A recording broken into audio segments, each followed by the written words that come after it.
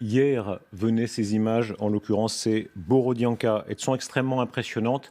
Et on l'a dit, dans certains cas, c'est vrai, c'était le cas ici, sans doute que dans certains immeubles, il y avait un contre-feu ukrainien. Mais encore une fois, on ne se limite pas à ça. C'est une opération majeure. Vous envahissez un pays souverain, eux défendent leur pays. Si la Russie était envahie, vous vous défendriez. Vous savez, envahir, c'est un mot qui a un caractère vraiment global, général. Oui. On mène une opération très ciblée. Et nos militaires, ils travaillent comme des joailliers, si vous voulez, comme des chirurgiens. Chaque fois... Vous ne pouvez pas dire ça. Personne ne vous croira. Pardon. C'est aussi faux que quand les Américains parlaient de frappe chirurgicale pendant la guerre d'Irak, c'était n'importe quoi. Non, ça, c'était pas du tout chirurgical. Pardon, là vous dites n'importe quoi quand vous dites que c'est du travail de joaillier. Il y a quand même des gens, des enfants qui meurent. On a vu les photos, on ne peut pas dire ça. Dans chaque guerre, il y a toujours cette notion qui n'est pas inventée par les Russes, c'était inventé par les Américains plutôt. Ça s'appelle collateral damage, le dommage collatéral. Mais bien sûr, on peut imaginer que dans ces échanges de tirs, il y a toujours des bâtiments qui sont touchés, il y a toujours des civils qui sont des victimes de ces échanges de tirs. Mais en fait, du côté russe, c'est pas la plupart des dégâts infligés par les Russes. Alexandre Markogonov, il faut voir toujours de l'autre côté. La question de fond, la Russie est un très grand pays, c'est le plus grand pays de la Terre, la plus grande superficie. Vous aviez beaucoup de moyens.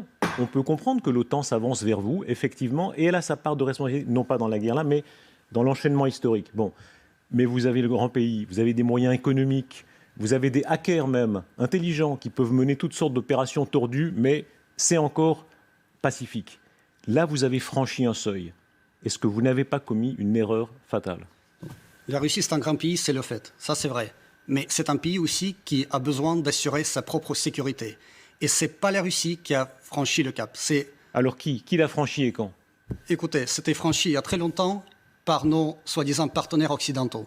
La Russie, vraiment, a tout fait pour prévenir tout ce qui se passe maintenant en Ukraine. Vous voulez dire quand ils se sont avancés, quand l'OTAN s'est avancée vers vous? Mais écoutez, au début des années 90, on nous a promis, et c'était fait à maintes reprises au plus haut niveau d'État, on nous a promis que l'OTAN n'allait pas s'élargir d'un seul pouce vers l'Est. Finalement, on a 14 pays depuis les années... Pour être très précis, promesse orale de James Baker à Mikhail Gorbatchev en 91 à Moscou. Oui, peut-être on était trop naïfs à l'époque, mais quand même, on était très ouverts à la coopération avec l'Occident. On était, je dirais, émerveillés par l'Occident. On pensait à la naissance d'un nouveau monde, d'un monde global où on peut tous être amis, on peut tous coopérer sur le même espace.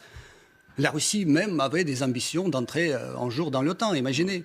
Mais là, on nous a trahis tout simplement.